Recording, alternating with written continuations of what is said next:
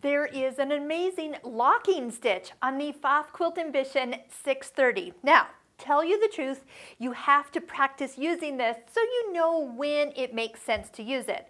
So anytime that you want a little locking stitch all in one general area, this is a great way to lock stitches when you start, finish the row of stitching, but without having to back up. So I'm going to show you just kind of some of the basics of how this works. Now, if you have used the thread snips button on your last stitch like I have, you're going to notice that it will start with just enough kind of back forth stitching for it to actually lock in place. If you just push this button while you're sewing, it will immediately go to a locking kind of 3-4 stitches and then stop. Your foot will still be on the foot control. Then you can use your thread snips, cut the thread, and pull it to the back. Now, just to remind you that when you're sewing, if you want to have that same feature and cut your thread, touch the thread snips button, it will do the lock, it will do the cut as well, kind of all integrated together. But sometimes we don't want to actually cut it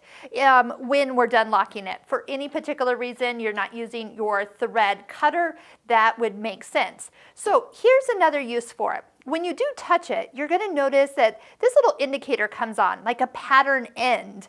It's a little pattern with a line at the bottom. So let's say we pick a decorative stitch. I'm going to just go over to stitch number 65. So when we sew a row of these stitches, it's kind of these ovalish shapes as we go here, is if you don't want it to stop in the middle, you can tell the machine you want it to stop at the end of the pattern and lock. You can do it with the thread snips and it will lock and cut. But if you touch the tie-off button, then go ahead and continue to sew. You can activate the ending at any time while you're sewing by touching the reverse button.